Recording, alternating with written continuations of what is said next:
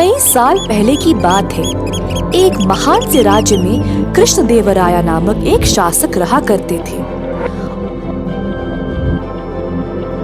उनकी माँ बहुत धार्मिक महिला थी। माताजी ने अपने जीवन में कई धार्मिक स्थानों का दर्शन किया और बहुत सारे पूजा पाठ में भी भाग लिया था। महाराज अपनी माँ से बहुत प्रेम करते थे। जैसे साल बीतते गए,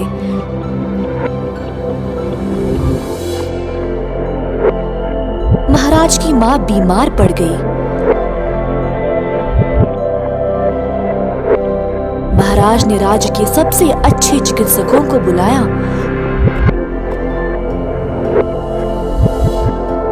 परंतु माँ जी की अब उम्र हो चुकी थी। सबसे अच्छी दवाई भी काम नहीं किए और अंत में वह चल बसी। महाराज कृष्णदेवराय अकेला महसूस करने लगे और अपनी माँ को बहुत याद करते थे। जब उनकी माँ बीमार थी तब वह अपने बेटे से आम खाने की मांग करती थी, परंतु आम का बंदोबस्त करने से पहले ही वह चल बसी। महाराज को ये बात और भी ज्यादा चुभने लगी कि वह अपनी माँ की आखिरी इच्छा पूरी नहीं कर पाए।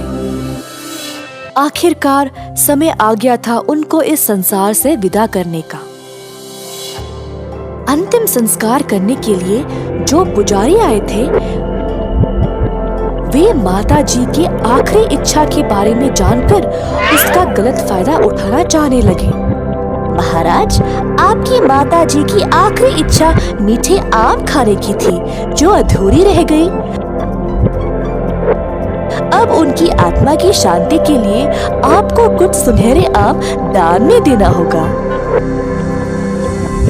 क्योंकि महाराज पहले से निराश थे, उनको लगा कि उन्हें इतना तो करना चाहिए। उनको पुजारियों पर अंधविश्वास था और बात मान ली।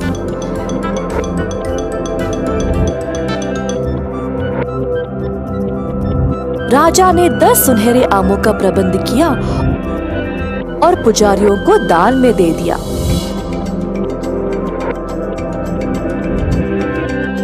पुजारी बहुत खुश थे कि उनकी दुष्ट योजना काम कर गई।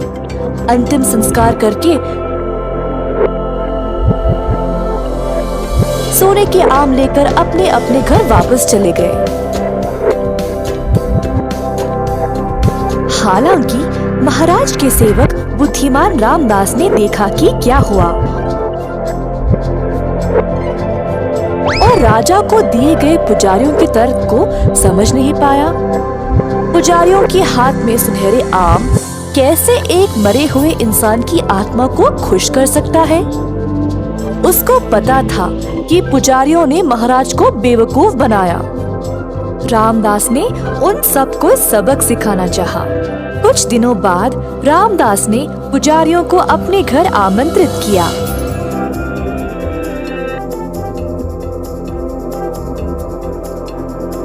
वह बोला, मेरी मैया कुछ दिन पहले चल बसी।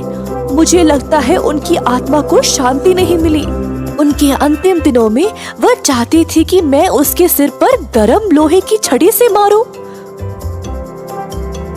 परंतु मैं ऐसा नहीं कर पाया और फिर वह चल बसी।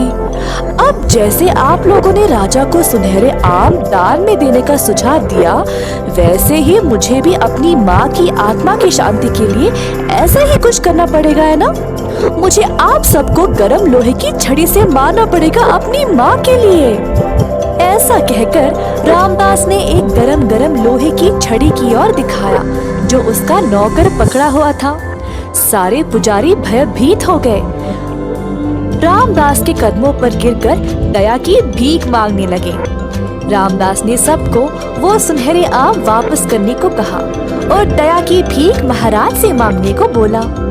अतः अगले दिन महाराज को सारे सुनहरे आम वापस मिल गए और लालची पुजारियों ने सबक सीखा। एक बार फिर रामदास को उसकी सतर्कता और समझदारी के लिए प्रशंसा मिली।